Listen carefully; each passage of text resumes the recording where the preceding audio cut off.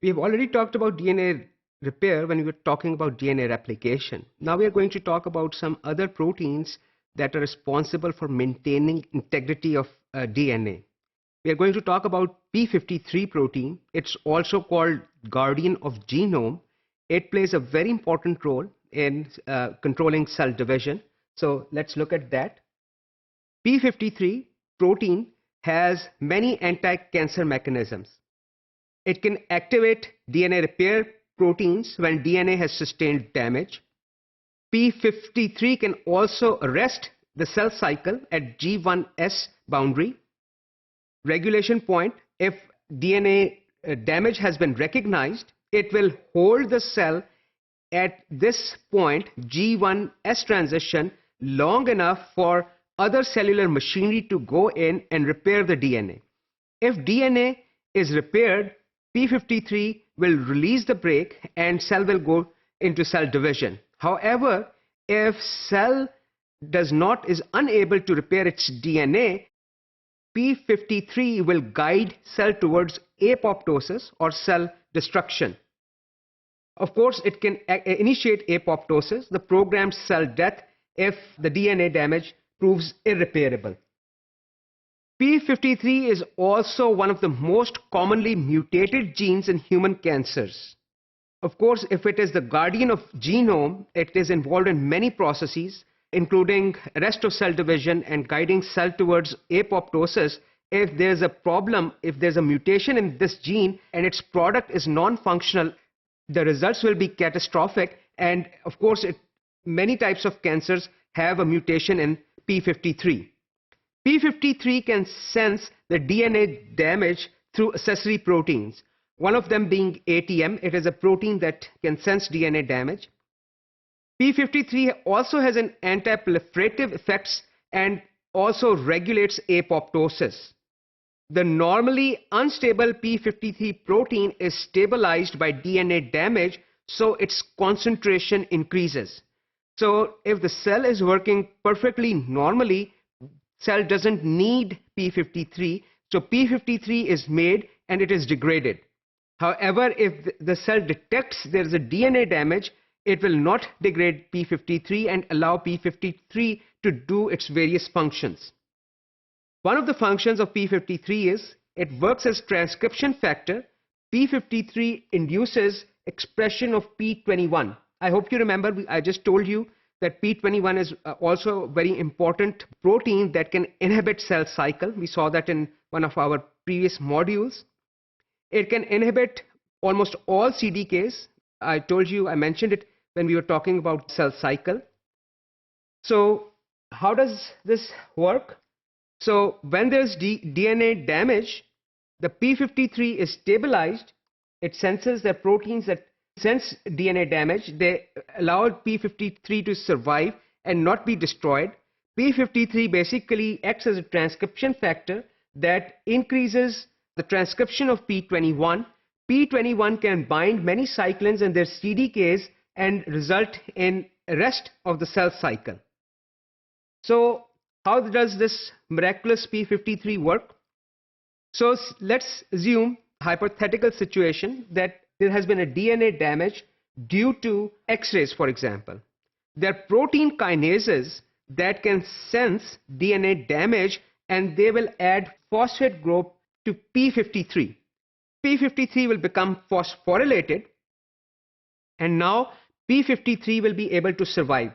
Unphosphorylated P53 is sent to proteosomes for degradation by a protein called MDM2. When cell is working normally, MDM2 will bind P53 and send it to proteosomes for degradation. However, if the DNA has been damaged, there are protein kinases that become activated, sensing the DNA damage, and they will phosphorylate P53, and now P53, phosphorylated P53 will not be able to bind MDM2 and it will survive and it will not be destroyed by proteosomes. P53 then binds to regulatory region of P21 gene. We have talked about that, and results in production of P21 gene, transcription, translation. P21 will now act as an inhibitor protein. It will bind the CDK and cyclin complex and it will make it inactive. So here we have seen the role of p53 as transcription factor. You'll also look at the role of p53 as a protein that can regulate apoptosis also later on. So phosphorylation of MDM2 or decrease in MDM2 production can also cause increase in p53, which will allow the production of the p21 gene. So here's a broader picture. DNA gets damaged by X-rays. It results in activation of kinases which phosphorylate p53. p53 can no longer bind MDM2 and be degraded. p53 becomes acts as a transcription factor, binds regulatory regions on DNA adjacent to the p21 gene, which results in production of p21 gene product, which is p21, which binds and which inactivates the CDK and cyclin complexes. Another way p53 plays a crucial role is that excessive MYC production. I hope you remember the MYC gene we talked about earlier. Abnormally high levels of MYC cause activation of a protein called p19RF, which binds and inhibits MDM2. So previously we saw that p53 survives MDM2 by virtue of phosphorylation by kinases. In this case, abnormally high levels of MYC can result in production of p19RF, which inhibit MDM function, causes an increase in level of p53, which can also cause either cell cycle to arrest or cause cell to go through apoptosis, depending upon the type of the cell and extracellular environment also.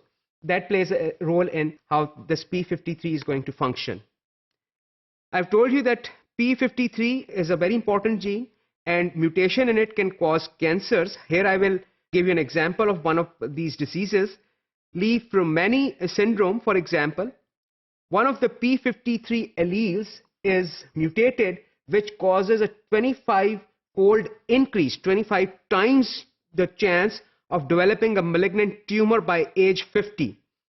So when there's a DNA, we have already talked about it, so I'm not going to spend too much time on it. If there's DNA damage, p53 level will go up. Either the cells will be arrested in their particular cell cycle, the cellular machinery will get a chance to repair the DNA. If repair fails, cells will go through apoptosis. However, if the p53 is not there, the cell cycle will not be arrested, cells will not go through apoptosis and will result in a malignant tumor. So here's an example of disease that occurs if p53 is mutated. Also, viruses have developed a strategy. I've told you many viruses can inactivate p53 and also RB protein. For example, papilloma virus uses two proteins called E6 and E7. They sequester the host cell's p53 and RB proteins respectively. Also, SV40 knocks out these proteins. However, it uses a dual purpose protein which can actually knock out both these proteins, the RB and p53. The single protein can neutralize these two proteins, which will be in the benefit of virus, because viruses proliferate in the cells, and if there are more cells which are infected by these viruses, it will be in the interest of this virus to knock out these proteins. So we have seen genes that actually repair DNA, what happens if they are mutated, and how that can result in cancer.